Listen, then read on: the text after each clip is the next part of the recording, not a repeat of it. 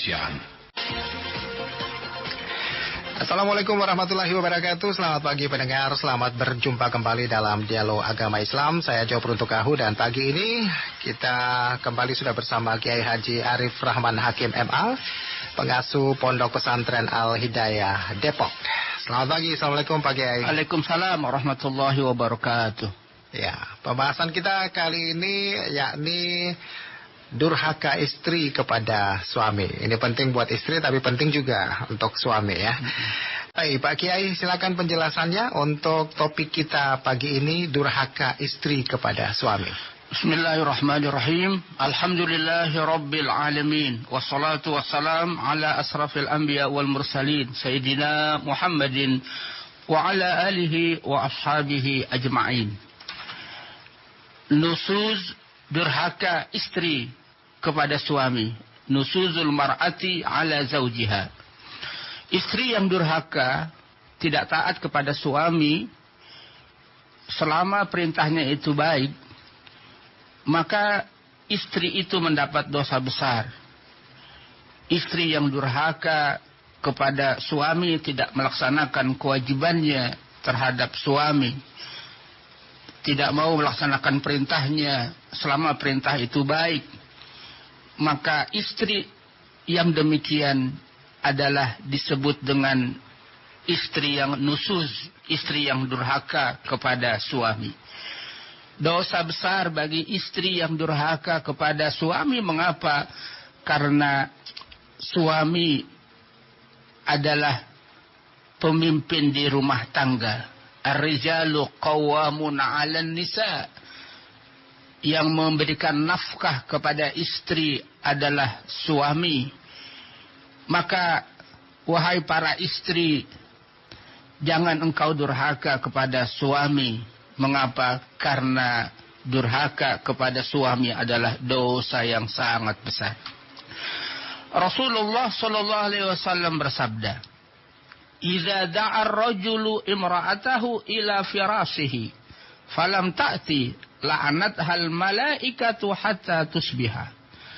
Idza da'a ar-rajulu imra'atahu, apabila seorang suami mengajak istrinya untuk berhubungan biologis, berhubungan badan, lalu istri itu menolak tanpa ada alasan yang dibenarkan oleh agama, seperti haid atau nifas, atau dalam keadaan sakit, dia tidak mau memenuhi ajakan suami untuk berhubungan badan, hubungan biologis, la'anat hal malaikatu hatta tusbiha, maka malaikat akan melaknat, akan mengutuk istri itu sampai pagi hari. Dalam sebuah riwayat, wa fi lafzin fabata wa huwa 'alaiha ghadban la'anat hal malaikatu hatta tusbiha.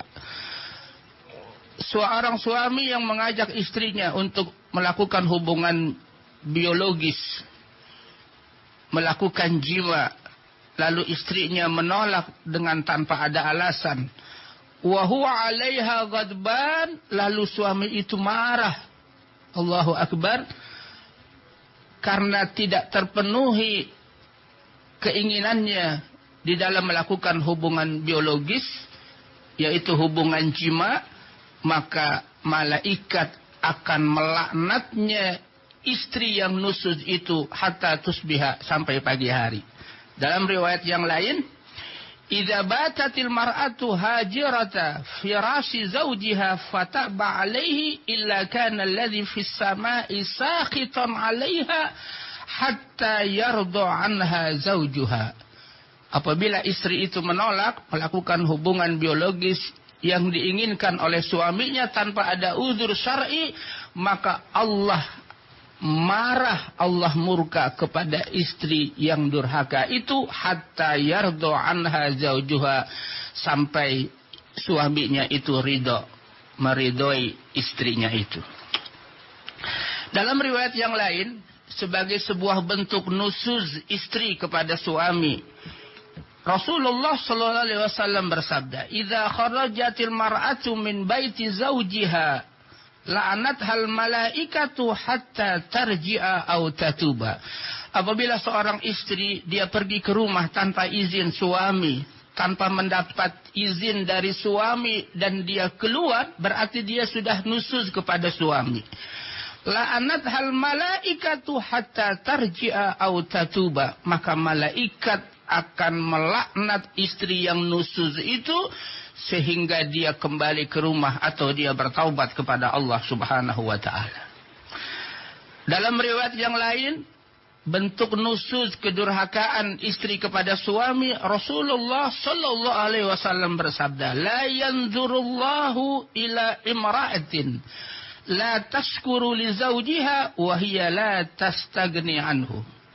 Allah tidak melihat seorang istri, artinya tidak melihat ain rahmah, tidak memberikan kasih dan sayangnya. Maknanya Allah murka, Allah marah kepada istri la tashkuru li zawjiha, yang tidak pandai berterima kasih kepada suaminya.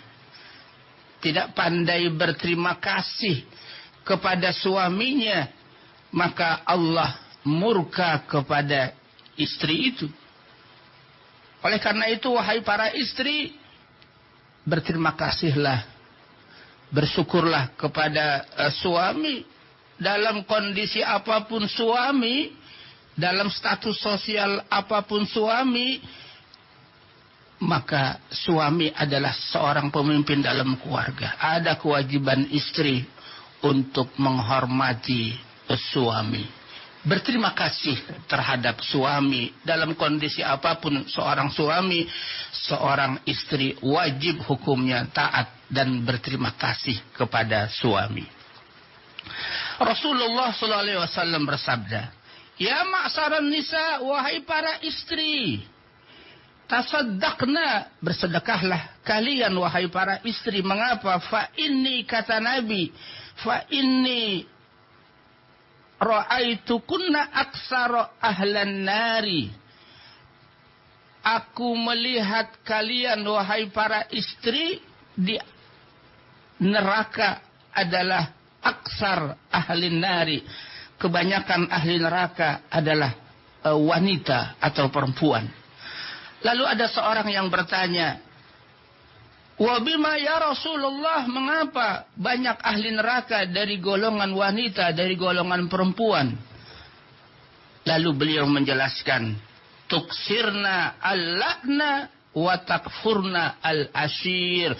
Engkau wahai para istri sering mengutuk, sering melaknat,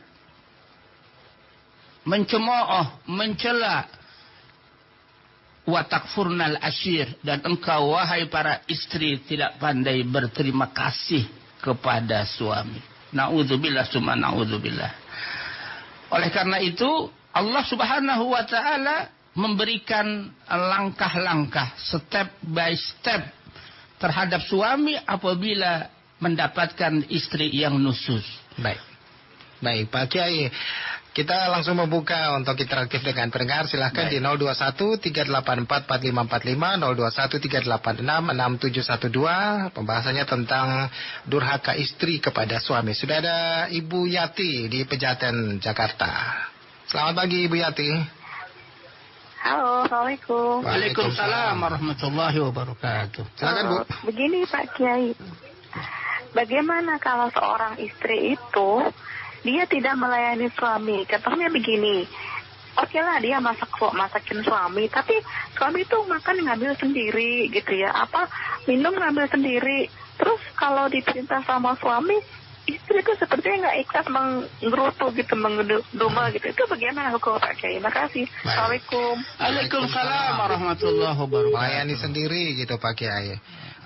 Kemudian tidak ikhlas, itu penjelasannya gimana Pak Kiai? Istri yang salehah adalah istri yang melayani suami. Allahu Akbar. Dan itu tidak rendah. Apabila seorang istri melayani suami, bukan sebuah kerendahan, bahkan sebuah kemuliaan, pahalanya besar. Melayani makan, melayani minum, Allahu Akbar. Ketika seorang suami dilayani, makannya, disiapkan makan dan minumnya, Allahu Akbar. Itu sebuah kemuliaan dan itu sebuah pahala Jadi ibadah itu tidak hanya mesti sholat, puasa, melayani suami dengan ikhlas, dengan tulus. Itu adalah sebuah pahala dari Allah. Kalau seorang istri yang salehah, ketika suaminya memerintahkan, selama perintah itu baik, lalu dia tidak taati, maka istri itu adalah nusuz, istri itu adalah durhaka kepada Tapi dalam suami. koridor ikhlas Pak Kiai ya. Dia mesti melaksanakan itu dengan tulus, dengan ikhlas. Dan seorang suami ketika memerintahkan sesuatu itu, sesuatu yang baik. Baik. Ada Pak Ardi di Bandar Lampung. Selamat pagi Pak Ardi. Selamat pagi Pak. Silakan. Assalamualaikum. Waalaikumsalam warahmatullahi wabarakatuh. Ya, saya cuma nanya ini aja. Ini antara suami istri misalnya ya. Misalnya ini si istri tadi ada kesalahan misalnya. Apa kita tadi misalnya yang sang suami tadi misalnya pulang kerja gitu ya. Nah, pulang kerja itu kan misalnya mau mandi, minta tolong handuk, minta ya pokoknya teratur memandi lah gitu. Selesai mandinya itu kan kita kan selesai kan di rumah. Nah jadi saat si istri tadi membantah kira-kiranya salah atau tidak terpakai. Assalamualaikum. Waalaikumsalam. Nanti dijawab Pak Kiai. Kita ke Pak Arman dulu ya. Pak Arman di Lombok. Selamat pagi Pak Arman. Assalamualaikum warahmatullahi wabarakatuh Pak Kiai. Waalaikumsalam warahmatullahi wabarakatuh. Bagaimana dengan seorang istri yang memiliki usaha lebih besar dari si suami Pak Kiai. Terus si suami disuruh di rumah sekedar masak, nyuci sama ya ngurus anak. Sedangkan istrinya yang mencari rezeki karena dia merasa lebih bisa mencari rezeki Pak Kiai. Seperti apa? Mohon penjelasannya. Terima kasih. Assalamualaikum. Waalaikumsalam warahmatullahi wabarakatuh. Baik, ini penjelasannya gimana Pak? Pak Ardi di Bandar Lampung dan Pak Arman di Lombok. Pak Kiai silakan. Istri yang salehah adalah ketika diperintahkan oleh suami, dia taat apa yang dikerjakan, apa yang diperintahkan oleh suami. Apabila dia membantah, Allahu Akbar. Apalagi dia menunjukkan muka yang masam, itu menunjukkan istri yang nusuz. Seandainya kata Nabi, dibolehkan seseorang bersujud kepada seseorang, apa kata Nabi? Maka aku perintahkan kepada istri untuk bersujud kepada suami. Allahu Akbar. Maka wahai para istri, ketika engkau diperintahkan oleh suami, selama itu yang baik, lakukan perintah itu. Tapi suami juga jangan terlalu over, misalnya hanya untuk mengambil handuk, hal-hal yang kecil selalu meminta kepada istri, jangan juga. Artinya selama dia masih bisa lakukanlah begitu.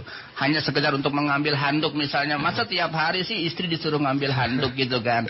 Jadi ada hal-hal yang memang suami juga jangan terlalu over ketika memerintahkan istri untuk melakukan sesuatu begitu. Suami juga harus mu'asyarah bil ma'ruf, ada timbal baliknya. Satu sisi istri harus taat kepada suami, tapi satu sisi juga suami harus mu'asyarah bil ma'ruf, mempergauli istri dengan baik. Maka ada hak dan ada kewajiban bagi seorang istri, bagi seorang suami. Allahu Akbar. Haknya istri adalah kewajiban suami, dan haknya suami adalah kewajiban istri. Apabila istri dan suami tahu haknya dan melakukan kewajibannya, Allahu Akbar, maka istri dan suami itu mendapatkan kemuliaan dari Allah Subhanahu wa taala. Amin. Kemudian yang kedua, istri yang bekerja sementara suami tidak bekerja. Allah Subhanahu wa taala menjadikan istri itu taat kepada suami. Ada kewajiban istri at-ta'ah, taat kepada suami selama perintah itu baik. Mengapa? Karena suami itu adalah pemimpin keluarga. Ar-rijalu qawwamuna 'alan nisa. Suami itu pemimpin istri. Maka taatilah wahai istri kepada suami engkau selama perintah itu baik, karena melakukan perintah suami selama perintah itu baik adalah pahala yang besar. Oleh karena itu suami yang baik, dia adalah suami yang pencari nafkah. Itulah yang menyebabkan ar-rijalu qawwamuna 'alan nisa, ada satu derajat lebih tinggi suami dibandingkan dengan istri, tapi ini derajat taklif namanya, derajat pembebanan, bukan derajat tasrif, bukan derajat pemuliaan, karena derajat pemuliaan itu sama dalam pandangan Allah bagi laki dan bagi suami dan juga bagi istri. Tapi ada satu derajat taklif, derajat pembebanan suami, yaitu an-nafaqah, memberikan nafkah kepada istrinya, maka menjadikan dia sebagai ar-rijalu qawwamuna 'alan nisa. Maka berdosa besar kalau suami itu tidak bekerja, tidak mencari nafkah, tapi dia menyuruh istrinya itu bekerja, menyuruh istrinya itu mencari nafkah sementara dia tidak bekerja. Tidak boleh itu hukumnya haram. Seorang istri tidak ada kewajiban untuk mencari nafkah. Yang menjadi kewajiban mencari nafkah adalah suami. Tapi kalau istri mencari nafkah, selama itu masih bisa menjaga kemuliaan istri dan sesuai dengan mendapatkan izin dari suami, itu tidak mengapa. Tapi kalau sama sekali seorang suami malas bekerja, malah istrinya yang disuruh bekerja, itu suami durhaka, itu suami yang tidak memenuhi perintah Allah Subhanahu wa Ta'ala. Jadi bekerja itu bukan didasarkan pada ukuran berapa rupiah yang dikumpulkan, Pak Kiai ya? Berapa rupiah yang dikumpulkan, kalau Pak Arman bilang mungkin pendapatan istrinya lebih besar daripada suami. Jadi istrinya yang bekerja, suaminya yang urus rumah tangga gitu. Ketika istri pendapatannya misalnya karena dia punya job misalnya lebih baik dari suami, pendapatannya lebih tinggi dari suami, tetap sebagai seorang istri ketika di rumah tangga dia adalah sebagai wakilnya daripada suaminya itu. Allahu Akbar. Tetap dia punya kewajiban untuk taat kepada suami selama perintah suami itu adalah perintah yang tidak melanggar ketentuan Allah. Baik, Pak Kiai, kita lanjutkan lagi. Silakan Anda yang ingin bertanya di dua nomor telepon yang kami siapkan, 0213844545, 0213866712. Ini ada satu hal penting lagi nih Pak Kiai, bagaimana peran seorang suami dapat mengobati istri yang nusyus tadi itu. Tapi sebelum dijawab Pak Kiai, kita ada pendengar kami, silahkan di 0213844545, 0213866712 ya. Ada Pak Arlimus. Ya, Pak Arlimus di Pekanbaru. Silakan Pak Arlimus. Assalamualaikum Kiai. Waalaikumsalam warahmatullahi wabarakatuh. Iya, ini masalah istri durhaka terhadap suami, itu masalah istri yang tanpa minta izin itu keluar rumah. Itu hukumnya mungkin kan dilarang. Kemudian ini yang kedua pertanyaannya, bagaimana seorang istri ada suatu perselingkuhan gitu, bagaimana dengan perkawinannya gitu ya. Demikian, terima kasih. Terima kasih. Dilanjut dengan Ibu Dewi di Pondok Labu, Jakarta. Selamat pagi Bu Dewi. Assalamualaikum warahmatullahi wabarakatuh. Waalaikumsalam warahmatullahi wabarakatuh. Saya Bu Dewi dari Pondok Labu, mau bertanya. Baik. Kalau saya nggak pernah, jarang dikasih nafkah batin dari nikah. Kerjanya suami saya main judi, pulang pagi main judi. Jadi saya cuman kerjanya nyuci pakaiannya, ngurus makannya, terus makannya semuanya, terus dari nikah itu. Terus pulang pagi, berangkat kerja dia, satpam. Udah berangkat kerja, ntar pulang kerja lagi, ntar dia taruh baju, makan, terus pergi judi lagi. Begitu terus. Saya setiap malam nangis. Punya suami kayak nggak punya suami, hanya kayak pembantu. Kerjanya saya cuma ibadah, setia sama suami. Terakhir dia main perempuan. Begitu terus saya. Nanti kalau dia sudah mau nidurin saya, dia minta, tapi saya lagi head. Saya ternolak. karena kan haram hukumnya. Begitu saja Pak Ustadz. Baik. Assalamualaikum warahmatullahi wabarakatuh. Waalaikumsalam warahmatullahi wabarakatuh. Nanti ada pencerahan dari Pak Kiai. Dari Pak Arlimus dulu ini Pak Kiai. Seorang istri yang keluar rumah mesti mendapatkan izin dari suami. Kecuali kalau memang keluarnya itu memang sudah hal yang biasa, keseharian dan sudah tahu begitu. Artinya sudah menjadi kesepakatan dan sudah lazim seorang istri itu bekerja ke kantor misalnya rutinitas tiap hari, maka tanpa minta izin pun karena itu sudah menjadi rutinitas. Jadwal ya. Sudah jadwal itu tidak mengapa karena memang sudah menjadi rutinitas dan suami itu sudah tahu, sudah memberikan izin dari awal. Itu tidak mengapa.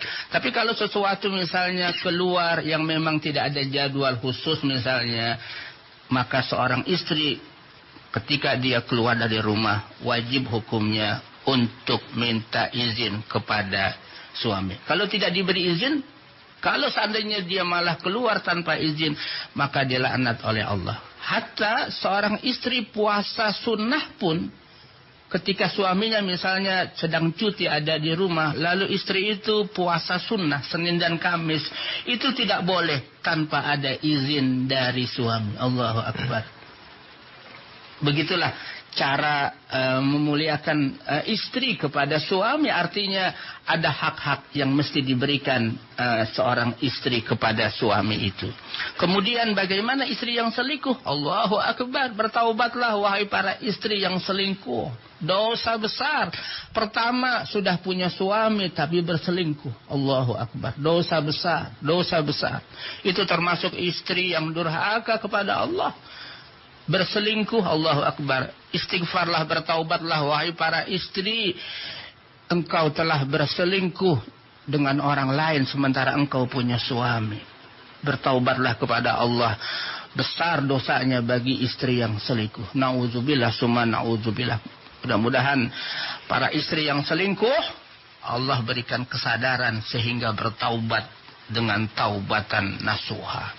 Kemudian bagaimana suami yang nusuz? Ini suami yang nusuz. Ada suami yang nusuz, suami yang durhaka. Allahu Akbar. Tidak memberi nafkah sebagai kewajibannya, tidak mu'asyarah bil ma'ruf, tidak mempergauli istri dengan baik, bahkan tidak memberikan nafkah, bukan hanya lahir, termasuk tidak memberikan nafkah secara batin, itu pun termasuk suami yang nusuz. Allahu Akbar. Tapi ini luar biasa seorang ibu ini.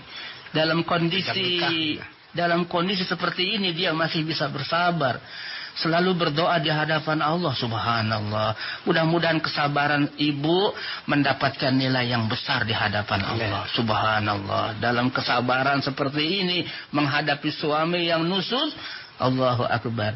Tapi tetap selama itu hubungan suami istri belum ada kata talak. Ketika suami meminta hubungan biologis, tetap harus ada seorang istri harus melakukan memenuhi panggilan seorang suami. Katakanlah berusaha untuk berbuat baik kepada suami. Bisa jadi seorang suami ini tidak diberikan nafkah. Artinya ketika dia ingin melakukan hubungan biologis lalu istrinya menolak, mungkin bisa jadi maaf dia mencari pelampiasan di luar. Maka wahai istri, ketika suami Anda minta untuk melakukan hubungan biologis, menjadi kewajiban Anda sebagai seorang istri untuk memenuhi keinginan suami istri. Keinginan suami. Kalau tidak memenuhi keinginan suami, maka Allah akan melaknat istri itu. Baik, Pak Kiai, di penghujung dialog kita pagi hari ini ada satu poin yang tadi sempat kita bahas sedikit begitu. Nah, pencerahannya pagi hari ini khusus buat suami gitu. Apa yang bisa dilakukan sehingga dapat mengobati istri yang nusuz tadi itu, Pak? Pertama, Allah Subhanahu wa Ta'ala di dalam surat An-Nisa memberikan langkah-langkah, step by step ketika seorang istri itu nusuz di sebuah rumah. Yang pertama, wallati takhafuna nusuzahunna fa'izuhunna, berikan nasihat yang baik. Kepada istri berikan nasihat yang baik. Wahai istri, bertakwalah kepada Allah. Lakukanlah kewajiban Anda. Kasih nasihat yang baik. Apabila nasihat yang baik tidak berhasil, tidak ada perubahan. Step yang kedua, wahjuruhunna fil madaji, pisah ranjang. Tapi tetap dalam satu rumah. Tapi pisah ranjang. Apa artinya? Istri dan suami ketika tidur itu beda kamar. Atau bisa jadi satu kamar, tapi seorang suami ketika tidur itu dia membelakangi dengan punggungnya istrinya. Itu cara yang diajarkan oleh agama. Allahu Akbar. Pisah ranjang dalam makna seperti itu. Step yang kedua tidak berhasil, wadribuhunna, pukullah istri itu. Tapi dalam makna memukul ini darbun ghairu mubarrih. Islam agama yang sangat luar biasa, mengajarkan memukul bukan berarti memukul penuh dengan kekerasan. Bukan KDRT, bukan sama sekali. Darbun ghairu mubarrih, memukul yang tidak memberikan luka, memukul yang tidak menyakiti. Allahu Akbar. Dengan cara apa? Misalnya memukul kakinya dengan sikat gigi misalnya. Allahu Akbar. Tidak menyakiti, tidak membuat luka. Tapi ini sebagai sebuah step yang Allah perintahkan di dalam agama. Pertama kasih nasihat, yang kedua pisah ranjang, yang ketiga memukul. Tapi memukul yang tidak melukai. Allahu Akbar. Kalau sudah salah satu step sudah dilakukan oleh seorang istri, maka sudahlah. Jangan lakukan yang lain. Allahu Akbar. Inilah step yang dilakukan, step by step yang diajarkan oleh agama ketika menghadapi seorang istri yang nusyuz. Lebih tingkat lagi, jangan buka pintu talak di awal. Jangan membuka pintu perceraian di awal. Pintu tolak itu dibuka saat emergensi. Kalau sudah ada upaya maksimal tertutup deadlock, pintu emergensi baru dibuka pintu talak. Tapi jangan baru ada persoalan-persoalan sedikit langsung cerai. Itu adalah abghadul halal, sesuatu yang dibenci oleh Allah. Itu adalah talak. Ketika talak terjadi, divorce terjadi, maka bergoncang arasnya Allah. Baik. Maka ada islah, mesti ada islah. Apa? Fab'asu hakaman min ahlihi wa hakaman min ahliya. Ada juru damai. Baik. Dari pihak keluarga ketiga istri. juga ya. Ada pihak ketiga. Dari keluarga istri dan ada dari pihak keluarga suami. Baik Pak Kiai, terima kasih untuk penjelasannya. Semoga ini merupakan pencerahan bagi kita semua, bermanfaat. Kita akan jumpa lagi di dialog agama Islam berikutnya. Pendengar, demikianlah dialog agama Islam pagi hari ini. Terima kasih untuk semuanya. Wassalamualaikum warahmatullahi wabarakatuh. Waalaikumsalam warahmatullahi wabarakatuh.